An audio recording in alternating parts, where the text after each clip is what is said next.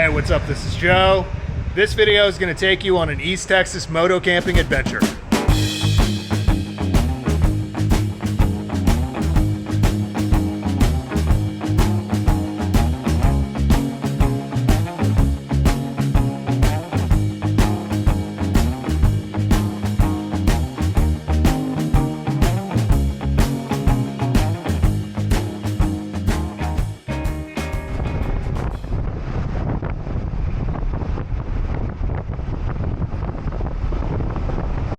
After leaving Lake Charles, I headed west into the great state of Texas.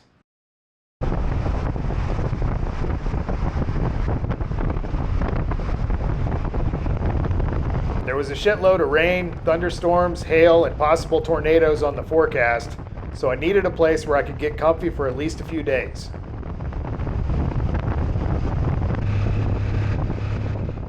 I stocked up on supplies in the town of Cleveland, then rode into the Sam Houston National Forest.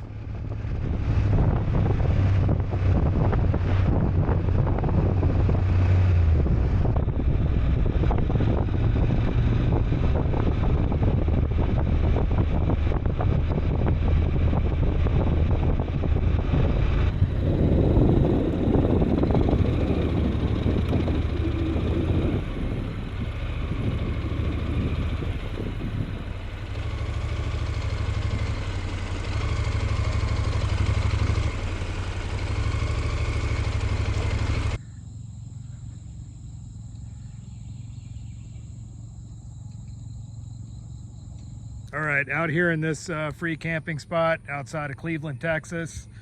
Got the tarp up, as you can see. It's supposed to absolutely be pouring rain tomorrow and the day after, so I needed kind of a wooded place to sort of set that tarp up and kind of hunker down. In selecting this spot, a couple of considerations. First of all, this spot's on higher ground. First of all, a tree with a lot of leaves like that is gonna sort of take up the bulk of the condensation that happens once the sun goes down. So a lot of that condensation in the air ends up on those tree leaves instead of on my stuff. Because there's a possibility of thunderstorms, basically I looked around, and this is not only one of the only deciduous trees out here, but it's also one of the shortest trees out here. Typically lightning is gonna look for the quickest path to ground and gonna go for the bigger trees.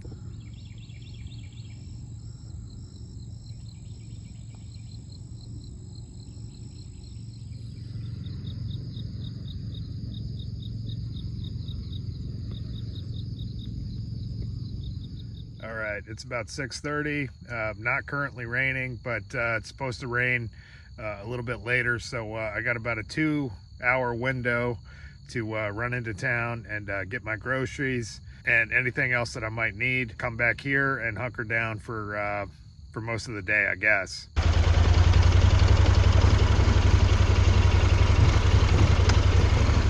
On the ride into town, the rain came pouring down ahead of schedule, and my visibility was reduced to almost nothing. I spent the next 5 hours in Cleveland drinking coffee and editing video, waiting for enough of a break that I could hop over to the grocery store, then make my way back to camp. I've been hanging out in here for about the last 5 hours or so, as it's absolutely been pouring down rain. Now finally got a little bit of a break in the weather, so just got some groceries over there. Gonna start heading back to camp while I still can.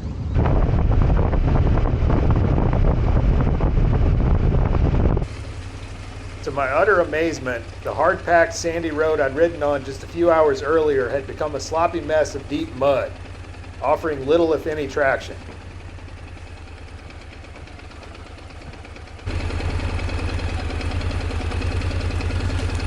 That was not fun to ride on.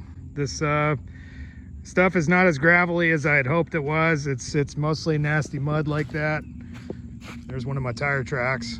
Absolutely like soft serve ice cream. So it looks like this is gonna be where I'm stuck for the next day or so. And with the bike as it is pretty much loaded up, I've got most of my stuff still on it. A couple of gallons of water. You know, it's super squirrely on this mud. So I was just babying it on this stuff all the way to my camp. I don't want to risk burning my clutch out again, which happened last time when I was in Canada on some like muddy logging roads and basically doing hill climbing. which was a pretty stupid mistake.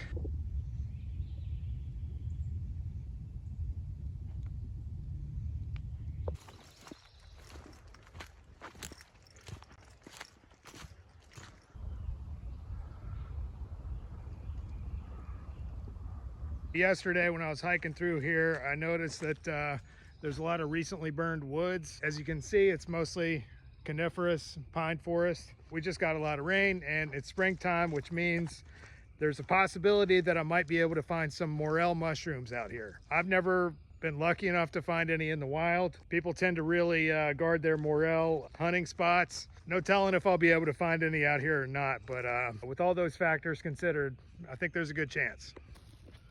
Basically, the morel is a little brain-shaped mushroom, which are a total delicacy. Never really gotten a chance to eat them. I've had them dried, and you can sort of take the dried ones and like grate them over like a pasta or something like that. But I always wanted to have the chance to eat some like actual fresh ones. I really have no idea where to look. I just know that they like recently burned coniferous forest like this, and they tend to pop up in the spring. So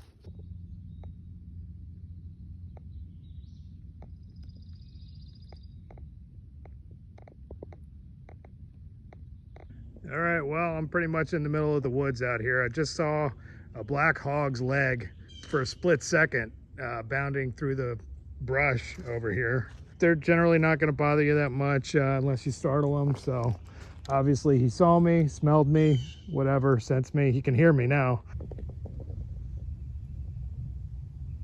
Well, I've looked in the hardcore pine foresty areas as well as this kind of deciduous stuff and not really seeing anything. So, you know, we did just get that rain today. So maybe tomorrow or maybe the day after, I'll continue to look around and maybe I'll get lucky. Maybe some stuff is sprouting up, but all this focusing on food is kind of making me hungry. So I'm gonna head back to camp and see if I can make something. All right, there we go. A little rain never hurt anybody.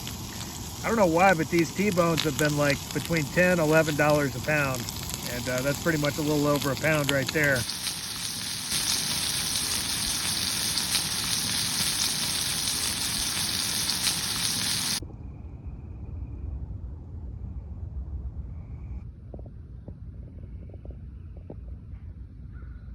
Early the next morning, another massive storm was battering South Texas and was heading my way.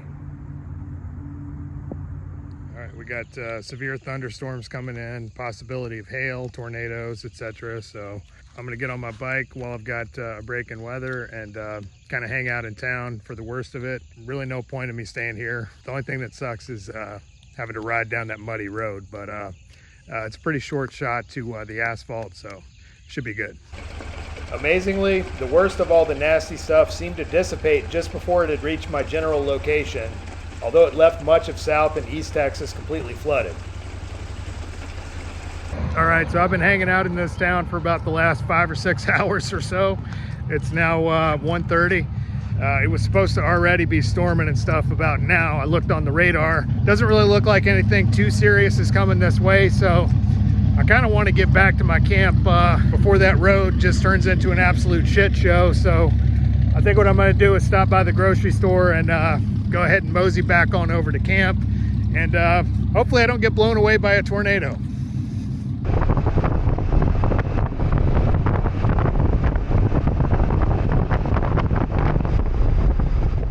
Right here is just about the time I began to once again sense the symptoms of a failing cam chain tensioner. It wasn't a major cause of concern just yet, but I had a feeling I'd be broken down again before long.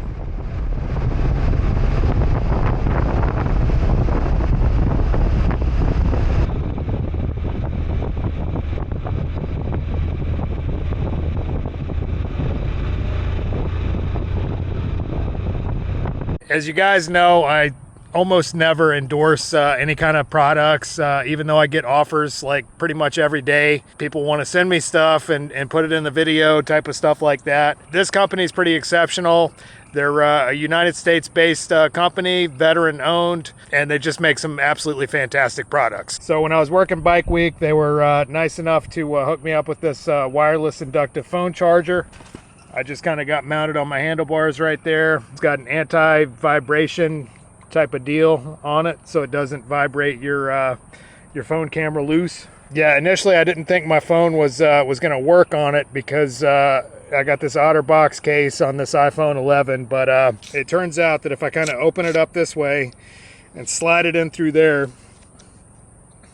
boom, it's charging. So I've never really been a big technology guy at all, but I gotta say this thing has been an absolute game changer. I put it up pretty high so I can sort of navigate with it. All right, well, as you can see, it's absolutely sunny and gorgeous out here. Of course, that's subject to change, and expected to have at least some rain and storms and bad weather coming a little bit later. So I'm going to take advantage of this break in the weather and cook up some steaks. Doing essentially kind of a carnivore diet, really only eating one true meal a day. Typically I'll skip breakfast, eat a little bit of a snack for lunch, like some beef jerky, maybe a can of sardines, and then I just go all out when it comes to the actual meal. So I picked up these flat iron steaks for you know, not a bad price. Just because I want to spice it up, I'm gonna live dangerous and put some garlic powder on there. The flat iron's a pretty good cut of meat. It's got a nice marbling on it.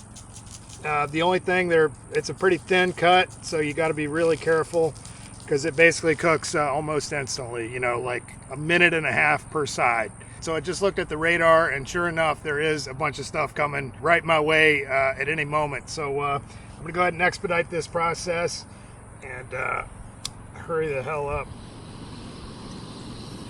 Get this pan hot as can be. Yeah, here it comes soon.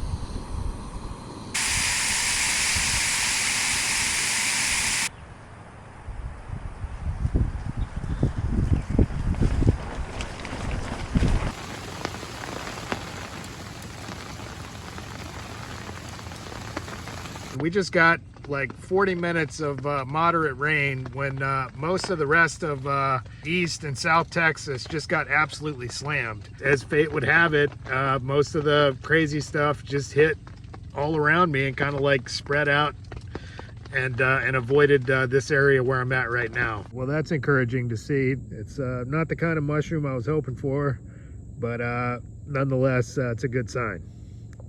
Okay, this is the type of environment where I've been looking for those Morel mushrooms. There's a lot of like pine litter on the forest floor. Maybe they don't like that, I don't know. Some stuff I was reading seems to suggest they like to be around deciduous trees. But then again, I read something else that says they like coniferous forest. Who knows? I really have no idea what I'm doing as far as finding Morel mushrooms.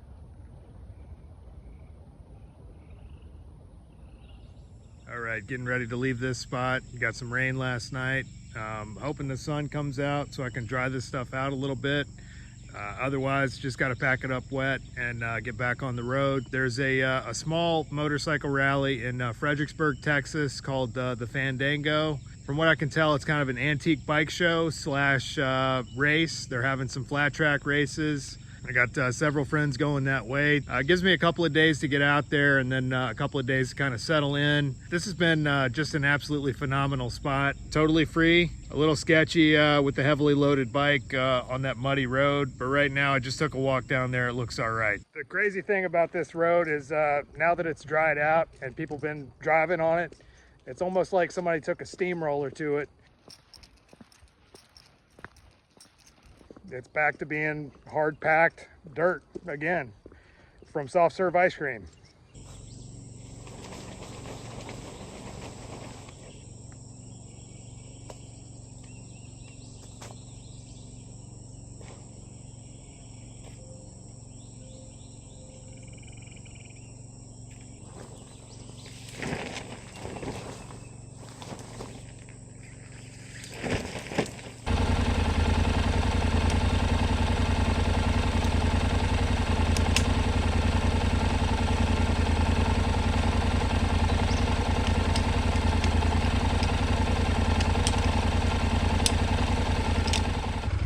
never did find any Morel mushrooms out here, but the spot had served me well as a place to relax and kick back for a bit. Although I'd miraculously avoided what could have potentially been a weather disaster, I had a sneaking suspicion something was up with my bike. As it was, the rain had stopped and there was nothing left to do but enjoy the ride.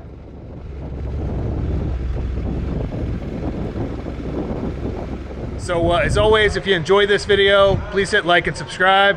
And as usual, I've included an optional donate link in the drop box for anybody that might like to contribute to this project. Otherwise, thanks for watching, and we'll see you on the road.